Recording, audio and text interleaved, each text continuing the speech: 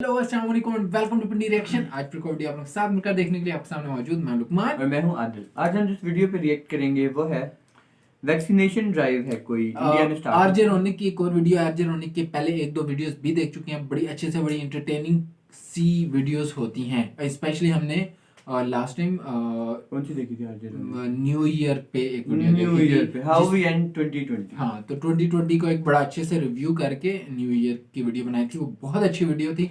वो हमने last time RJ Ronik की वीडियो देखी थी और उसके बाद हम अब ये एक और वीडियो देख रहे ये हैं। है वैक्सीनेशन ड्राइव पर है। इंडिया में स्टार्ट हो चुकी है वैक्सीनेशन रिगार्डिंग कोरोना वैक्सीनेशन, और आजकल यही चल रहा है सबसे हॉट टॉपिक। तो नहीं मतलब एक ऐसी न्यूज़ जो डेली हमारे चैनल पे चलती है। पाकिस्तान में तो आज ही कोई वैक्सीनेशन अप्रूव हुई है एस्ट्राजेनेका वैक्सीनेशन के लिए, लेकिन इंडिया में मेरे ख्याल से मैंने न्यूज़ सुनी थी कि वैक्सीनेशन अप्रूव हो चुकी है। ओके, लेट्स Let's सी कि किस स्टेज पे चल रहा है सिनेरियो।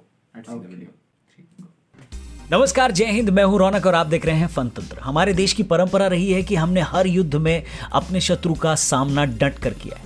कोरोना के खिलाफ एक ऐसा ही युद्ध पूरे देश ने पिछले एक साल मिलकर लड़ा। जैसे पहले हर युद्ध की शुरुआत शंखनाद ढोल नगाड़े से की जाती थी, वैसे ही कोरोना के खिलाफ इस युद्ध का आगाज भी ताली थाली घंटियों और शंखों की आवाज के साथ किया गया। और एक साल बाद सर्वे भवन्तु सुखिनः सर्वे सन्तु निरामया के साथ हम इस युद्ध को जीतने की दिशा में आगे बढ़ गए हैं।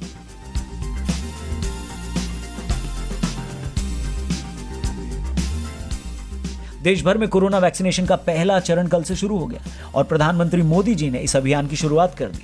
लेकिन इस लहर में कहीं हम ये भूल ना जाएं कि कोरोना अभी गया नहीं है। हेलो, पीएम मोदी जी ने भी अपने भाषण में यही कहा कि भाई साहब वैक्सीन तो आ गई है, लेकिन अब मास्क और सोशल डिस्टेंसिंग को बाजू में करके शर्ट हवा में मत लहराना।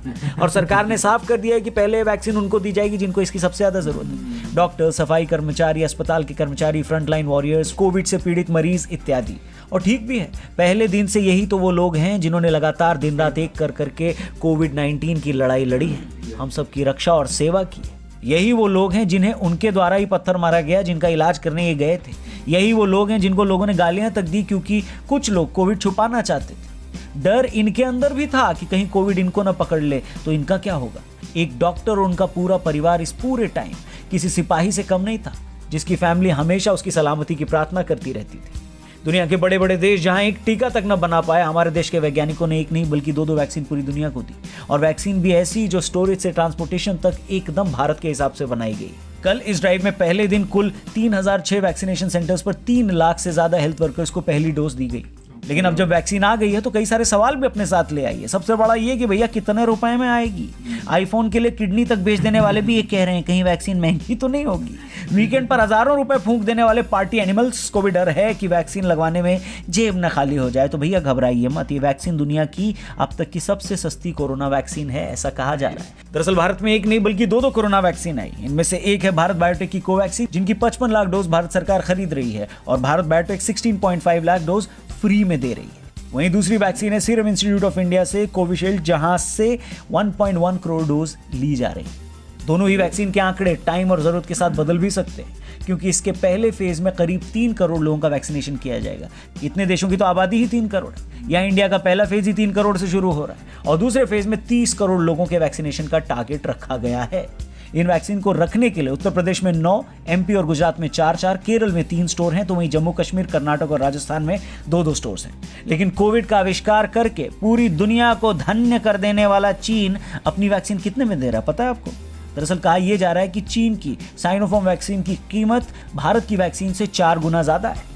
इस वैक्सीनेशन ड्राइव में सबसे पहले 1 करोड़ हेल्थ वर्कर्स को ये वैक्सीन मिलेगी, फिर 2 करोड़ फ्रंटलाइन वर्कर्स को, फिर 50 साल से ज्यादा उम्र के लोगों को ये वैक्सीन दी जाएगी। बाकी के फेजेस में गंभीर रूप से बीमार 50 साल से कम उम्र के लोगों का वैक्सीनेशन होगा। भारत के वैज्ञानिकों की सफलता को आप इस बात से भी समझ सकते हैं कि हम न सिर्फ 130 करोड़ की आबादी बल्कि दुनिया के करोड़ों लोगों तक भी अपनी वैक्सीन पहुंचा रहे हैं। जाते जाते एक बार फिर से सैल्यूट करेंगे अपने वैज्ञानिकों, doctors, frontline workers, essential services से जुड़े लोगों, समाज सेवी संस्थानों और सबसे अंत में भारत सरकार को भी। आप सब ने कोरोना महामारी के खिलाफ बेजोड़ संघर्ष किया। आप सबको सैल्यूट, आप सबके लिए तालियां। यह आत्मनिर्भर भारत का उदय है। कोरोना के खिलाफ इस ग्लोबल जंग में मानवता की विजय का आगाज भारत से हो ही गया। लेकिन याद रहे, हमें अपना और अपनों का ख्याल रखना है। ढिलाई अब भी नहीं बरतनी। ये वीडियो अगर आपको पसंद आई और सही लगे तो आप इसे जरूर शेयर करें, हमारे चैनल को भी जरूर सब्सक्राइब करें, फेसबुक पर देख रहे हैं तो हमारे पेज को भी जरूर लाइक करें। अपना ख्याल रखें। जय हिंद, वंदे मातरम। वीडियो बड़े अच्छे टॉपिक पर बनाई हुई थी, एक्सप्लेनेशन बड़ी अच्छी होती है। Explanation एक पूरा जो होती है ना, एक स्क्रिप्ट राइटिंग और फिर उसकी डिलीवरी, वो बड़े मज़े से है। एक स्टोरी टेलिंग की तरह की वीडियो बनती है। वैसे नॉर्मली ये इस तरह की जो वीडियोस होती हैं वो न्यूज़ बुलेटिन की टाइप की होती हैं, ये न्यूज़ एनालिसिस टाइप की होती हैं, बट ये जो ये एक स्टोरी टेलिंग की तरफ है जो कि ज़्यादा बेहतर है और ज़्यादा इंगेजिंग भी है मेरे ख्याल से, ज़्यादा इंगेज होके इस चीज़ तो को। वैक्सीनेशन ड्राइव इंडिया में स्टार्ट हो चुकी है। इसका मेरे ख्याल में सबसे बड़ी बात इसमें ये है कि दुनिया की सबसे बड़ी वैक्सीनेशन ड्राइव है। 130 करोड़ लोगों को वैक्सीन प्रोवाइड करनी है। Exactly. उसको किस तरह से फेजेस में डिवाइड करना है, बहुत बड़ा टास्क है ये, बहुत बहुत बड़ा टास्क। बिल्कुल, इसको मैनेज करना वाकई में एक जैसे उन्होंने बात भी की, बहुत सारे कंट्रीज तो ऐसे होंगे जिनकी टोटल पॉपुलेशन इतनी होगी जितनी या फर्स्ट फेज में तो इसको मैनेज करना एक will be hell of a task. तो आई थिंक इसको प्लान करना, इसको एग्जीक्यूट करना